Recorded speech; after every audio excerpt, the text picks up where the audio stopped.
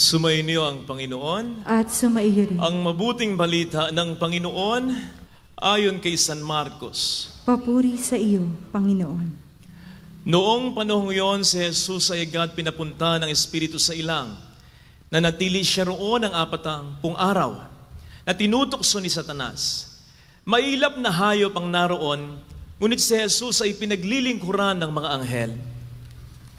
Pagkatapos dakpin si Juan, si Jesus ay nagtungo sa Galilea at ipinangaral ang mabuting balitang mula sa Diyos. Dumating na ang takdang panahon at malapit ang paghahari ng Diyos. Pag-isihan niyo talikdan ang inyong mga kasalanan at maniwala kayo sa mabuting balitang ito. Mga kapatid, ang mabuting balita ng ating Panginoon. Pinupuri ka namin, Panginoong Heso Kristo. Magsiupo ang lahat.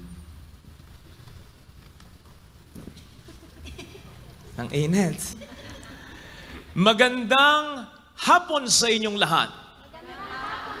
Araw-araw, nagkalat ang tukso.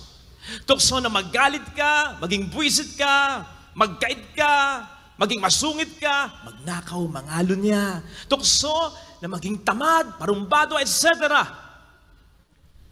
Kasi naman, tayo nabubuhay sa mundo na hindi perpekto. At maging ang ating pagkatao ay mayroong depekto. Kaya pwede ba?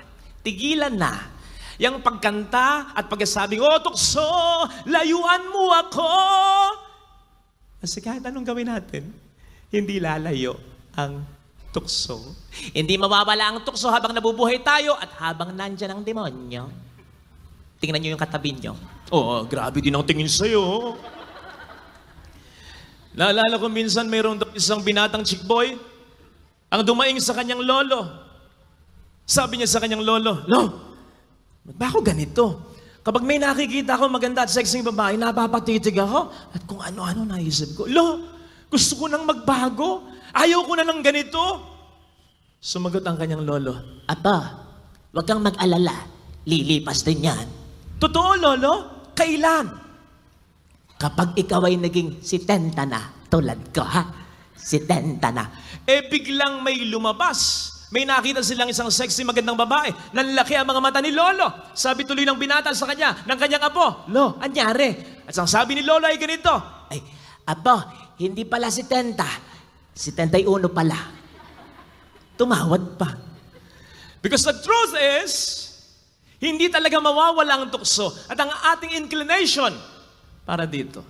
Nevertheless, huwag tayong mag-alala sapagkat bagamat ang tukso ay laging nandiyan at naghambalang, hindi naman tayo iiwanan ng Panginoon na walang laban. In fact, sinasabi niya sa 1 Corinthians 10 verse 13, God is faithful. He will never allow you to be tempted beyond what you can bear. And when you are tempted, He will provide a way for you to be able to endure it. Hindi papayag ang Diyos na tuksuhin ka ng dyablo na lampas sa kakayanan mo. At kung matukso ka man ng dyablo, gagawa ng paraan ng Diyos upang malusutan mo ito. Amen? Biyernes ng gabi, may sumundo sa akin dito, si Col, diyan sa bayan ng San Jose, tatawid yan ng crossing. Nakaw! Dito pala may forever. Forever na traffic mula dyan, ho. Hanggang dun sa crossing, papuntang bayan. Nakaw pa! Kung naglakad po ako, walang biro. Mauna pa ako dun sa sinasakyan ko. Kaya sabi ko dun sa sumundo sa akin, "Wala bang ibang daan?" Sabi niya, "Wala po, Father." Wang, wang. Buti na lang nabalitaan ko. Gumagawa na pala ng mga rerouting ng ibang daan. Si Congressman, talaga namang sinabi ko, Congressman Ropez, kasi may tent na tayo. Di ba? Salamat po, Congressman. Gayon din kayo, Governor. Meron na palang magiging mga ibang daan papunta dyan sa bayan. Ay, ibig sabihin, meron na tayong malulusutan. Mga kapatid, ganon ang Panginoon. At mas lalo pa, hindi pa man tayo tinutukso ng dyablo, gumagawa na siya ng paraan upang anuman ang tuksong ibabato sa atin ng dyablo ay malulusutan natin sa tulong ni Kristo. Amen? Hindi ka ba nagdadaka kung minsan? Galit na galit ka na sa isang tao. Gusto mo nang umbugin. Gusto mo nang parusahan. Gusto mo nang itakwil. Gusto mo nang hiyain. Nang biglang marirealize mo ang kanyang nakakaawang kalalagayan. Tapos maisip mo, naku, wag na nga lang. Nakakaawa lang. Hayaan ko na lang. O hindi nga ba't minsan, nakabala ka ng magbibisyo, magpapainom, o kaya magdodroga, mambababae, nang biglang magkakaroon ka ng problema sa pera. Siyempre, kahit pa paano, maantala ka, mapipigilan ka. At kung minsan, lalabas ka, kasama ang kalaguyo mo. Nang biglang magkakaroon ng aberya sa bahay ninyo, masisira ang sinasakyan mo. O kaya ay, biglang makikipaglaro sa iyo ang anak mo. O kaya ay, bigla kang matataranta. Bigla kang ma-excite, kumaga. Ite-text mo. Dapat sana kalaguyo mo. Ang sasabihin mo sa text ay, wait lang ha, ligo na you. Dating na me, kasama ko lang yung misis ko. Abay, maite-text mo, hindi sa kalaguyo mo, kundi sa mismo misis mo. Ano yun? Nagkataon lang ba yun? Aksidente lang ba yun? I don't think so. Ang Diyos na ang gumagawa ng paraan upang ilihis ka sa tukso. Ang Diyos na ang gumagawa ng paraan upang in some cases ay iahon ka mula sa kinasasadlakan mong mga tukso. Ganon ang Diyos. Bagamat habang tayo nabubuhay dito sa mundo, pinababayaan niya, siyempre, nandiyan ang mga diablo, nandiyan ang mga secret agents ng demonyo. Pero, hindi niya hahayaan na sa panunukso ng diablo, ma-checkmate tayo. Kaya pasensya na, bato-bato sa langit, tamaan wag magagalit. Para sa akin, hindi tama yung katwiran. Tao lang ako, marupok, nadadarang. O kaya yung katwirang, palay na yung lumalapit sa manok, tutukain na lang. Pasensya na, pero I don't think so. There will always be a way out. Walang dead end sa tukso. Laging may palusot, laging may lusot, laging may sagot. Amen? At yan ang isa sa mga pinupunto ng ating mga pagbasa, lalo't higit ng ating mabuting balita. Particularly, when Jesus said, pagsisihan niyo taligdan ang inyong mga kasalanan at maniwala kayo sa mabuting balitang ito. Hindi niyo ba napansin, nung Miyerkules na nga po, ito ang marahil isa sa mga sinabi sa inyo ng pare o ng lay minister na naglagay ng abo sa ulo ninyo. Repent and believe in the gospel. Na para bang sinasabi sa atin, tandaan mo, ito ang pinakamagandang formula upang malabanan mo, malusutan mo ang tukso. Repent and believe in the gospel. Sapagkat na-testing ito, ginawa mismo ito ng ating Panginoong Jesucristo. Una, repent. Pag-isihan nyo, taligdan ang inyong mga kasalanan. Father, si Kristo ay wala namang kasalanan, pinagsisihan at tinaligdan. Yes. Pero tandaan po natin, repentance includes resistance. Resisting temptation. Sapagkat ang pagkakasala ay hindi naman nagsisimula sa akto ng pagkakasala.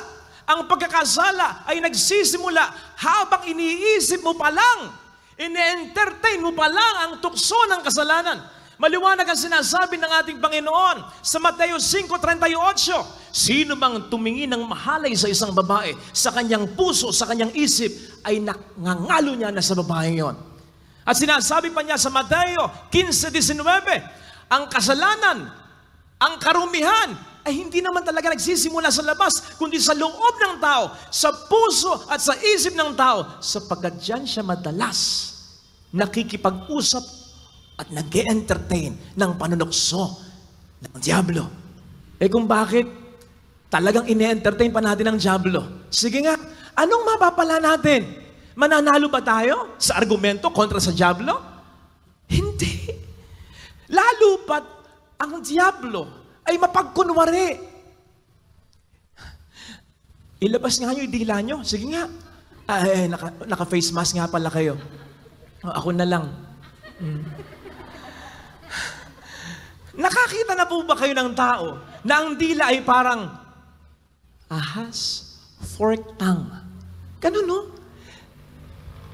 Saliwa o kaya ay salasalabat. Ganon ang dila ng ahas, fork tongue. Ganon ang dila ng diablo. Kaya nga kapag sinabi sa Ingles, you are speaking with a forked tongue. Insulto yon. Ibig sabihin, sinungaling ka. You are saying one thing, but you mean another thing. Ganon ang dyablo. Hindi siya magsasabi ng totoo. Sasabihin muna niya, yung parang maganda, pero sa totoo lang, gusto ka lang niyang siluin sa pagkakasala. Kaya huwag kang maniniwala sa kanya, sakaling sabihin niya sa'yo, hindi mo naman tutuluyan eh. May asawa ka na, alam ko yon. Makikipagkaibigan ka lang. Kunin mo na yung number. Sige na. Total nangungulila ka sa iyong asawa. Huwag kang maniniwala sa kanya, sakaling sabihin niya sa'yo, hindi ka naman nagnanakaw eh. Tumutulong ka nga sa ibang tao eh. Ayos na yan. Huwag kang maniniwala sa kanya pag sinabi niya sa'yo, hindi ka naman magpapaka-adik ka. Sino may sabi sa'yo magpapaka-adik ka? Men, OA ka. Titikim ka lang. Makikisama ka lang. Huwag kang maniniwala sa kanya sa makaling sabihin niya sa'yo, anong magpapalaglag ng bata? Hindi ka naman magpapalaglag ng bata. 2 buwan pa lang yan. Dugo pa lang yan. Wala kang batang ilalaglag. Tandaan mo yan.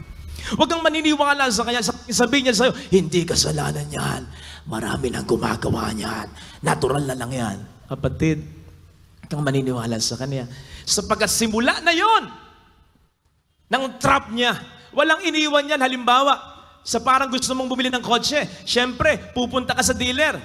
Makikita ngayon ng agent, parang gusto mong bumili ng kotse. Ano sasabihin ng agent sa'yo? Boss, test drive mo. O kaya, mapupunta ka sa mall. Makikita mo parang yung blouse na yun ay parang kursunada mo. Nakalampas ka na, babalikan mo pa. Eh makikita ka ng sales lady. Ano sasabihin ng sales lady sa'yo? Ma'am, try mo. Suot mo. Yung pagkain, free taste po. Yung massage chair sa SM, free lang po. Try nyo po. Bakit? Survey says, kapag tinry mo, most likely, bibilin mo. Bagamat yung iba sa inyo, medyo namumukhaan ko kahit naka-face mask kayo. Kayo yung madalas, nag-free taste lang. Mula noon hanggang ngayon, free taste pa rin. At ilan sa inyo yung nakikita ninyo, eto, massage chair, libre. Tapos lilipat lang kayo kung saan. Nakakaisa kayo eh. Pero sa demonyo, hindi natin po pwedeng gawin ito. Lagi tayo ang mahisahan ng diablo. Kaya nga gawin natin yung ginawa ni Kristo kontra diablo. Yung sinasabi sa Ephesians 4 verse 7, do not give the devil a chance to work on you. Tandaan po ninyo, halos pareho lang ng panunukso ng diablo, yung ginawa niya kay Kristo, pati yung ginawa niya sa unang tao, kay Eva at kay Adan. Pero bakit nagkasala si Eva at si Adan? Kinausap nila ang diablo. In-entertain nila ang diablo. Samantalang si Kristo, hindi niya in-entertain ang diablo. Do not give the devil a chance to work on you. So yun yung una. Ito ngayon yung pangalawa. Believe in the gospel. Maniwala kayo sa mabuting balita, which also basically includes not just knowing, but also doing.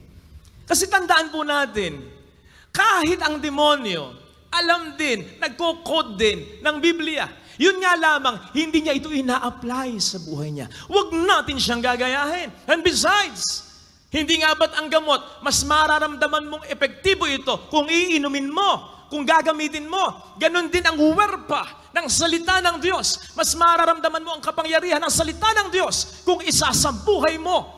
Madalas naririnig mo sinasabi ng pare, o kaya'y nababasa mo sa Biblia, magpatawad ka at ibang ligaya ang iyong madarama. Nagagandahan ka lang pakinggan, nagagandahan ka lang tingnan, pero isabuhay mo at iyong mararamdaman ang kanyang kapangyarihan. Nakikita mo lang, nababasa mo lang, naririnig mo lang. Pag sinasabing, magbigay ka at ikaw rin ay bibigyan, siksik, liglig at umaabaw pa. Nagagandahan ka, nababasa mo, narinig mo, pero isa buhay mo, magbigay ka at mararamdaman mong totoo yung sinasabi ng Biblia. At kapag nagkaganon, makukumbinsi ka na, makapangyarihan ang salita ng Diyos talaga kapag isinasabuhay mo siya. And when that happens, mas magiging matatag ka. May panlabang ka na sa tukso kasi makiklaim mo na ang kapangyarihan na ito. Matutulad ka sa sinasabi ni Kristo sa Ebanghelyo sa matalinong tao na nagtatag ng kanyang bahay sa ibabaw ng bato at hindi sa ibabaw ng buhangin.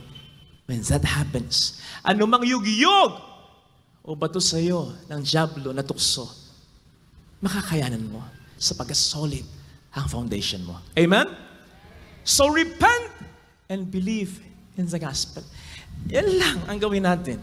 I assure you, mas magiging matatag ang buhay pananampalataya natin. Let me end with this. Kasi minsan, may nakausap ako. Iyak siya ng iyak. Namatay ang kanyang ama. Of course, umiiyak siya dahil wala na ang kanyang papa. Pero yung kalungkutan, yung hinagpis na hindi niya matik at hindi maintindihan, ay yung nalaman niya na yung binibigay niya palang gamot sa tatay niya na kanyang inaalagaan, ay hindi pala iniinom. Tinatago, tinatapon dun sa may gilid ng kanilang sofa. Halos himatayin daw siya nung makita niya. Sabi niya, Father, ang sakit lang. Kasi mahal ko si Ama at yun ay sigurado kong kanyang ramdam. Hindi ako dumataing sa kanya. Ano man ang pag-aalaga namin sa kanya? Kasi meron naman. Kung bakit hindi niya ininom yung gamot, hindi ko talaga maintindihan. Iyak siya ng iyak. I just thought, maaaring ganito rin ang nagiging reaksyon ng Diyos. Kapag ang tukso ng demonyo ay hindi natin pinaglalabanan. Sasaktan siya. Nahiyak siya. Kasi lahat naman ng suporta ay binibigay niya. Ang gamot ay nandyan lang naman. Aayusin mo lang. Gagawin mo lang kung bakit hindi tayo makipagtulungan. Alam po ba ninyo, ang isa sa imahe ng mahal na biren ng Lazaret ay umiiyak. Bakit siya umiiyak? Sinasabi ng mahal na biren ng Lazaret na nasasaktan siya para sa anak niya. Kasi binigyan nga naman tayo ng anak niya ng 7 araw sa loob ng 1 linggo. Kung bakit yung 1 araw lang, kahit 1 oras lang hindi natin maibigay sa anak niya. Lahat naman binigay na. 6 na araw na yung sa inyo, 7 araw pa, 1 oras lang hindi nyo maibigay sa anak ko. Mga kapatid, sana tigilan na natin yan. Huwag na natin iparana sa Diyos yan. Sana. Huwag natin mismong maranasan yan. Lalong-lalo na mula sa mga taong sa atin ay mahalaga. Lalong-lalo na mula sa mga taong dahilan kung bakit tayo nagsasakripisyo at naghihirap pa. Yung bang ginagawa mo naman lahat, sinasabi mo naman ang lahat, pero parang hindi pinahalagahan, parang hindi nakikita. Kasi yan ay masakit. Sobrang sakit. Bakit sobrang sakit? Kasi hindi mo naman magawang magalit. Kasi mahal mo. Hindi mo magawang magalit, pero marami kang tanong na, bakit? Ba't mo ako pinagpalit? Saan ba ako nagkulang? Bakit mo ako sinasagot? Bakit ka nawawala ng respeto? Bakit hindi mo tinitingnan yung mga ginawa ko? Bakit dati na may naibibigay ako sa iyo? Bakit ngayon wala lang ako maibigay? Ikaw ay nagtatampo. Bakit ngayon ako ang nangangailangan? Wala ka sa buhay ko. Bakit hindi ka mag-aral lang mabuti? Ba't sinasayang mo ang buhay mo? Bakit hindi ka mag-ipon? Bakit winawaldas mo ang lahat ng pinaghihirapan ko? Bakit mo ako ginaganito? Sana wag nating maranasan yan. Because as I said, masakit yan.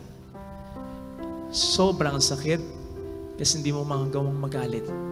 Pero ang dami mong bakit. Lagay natin ang ating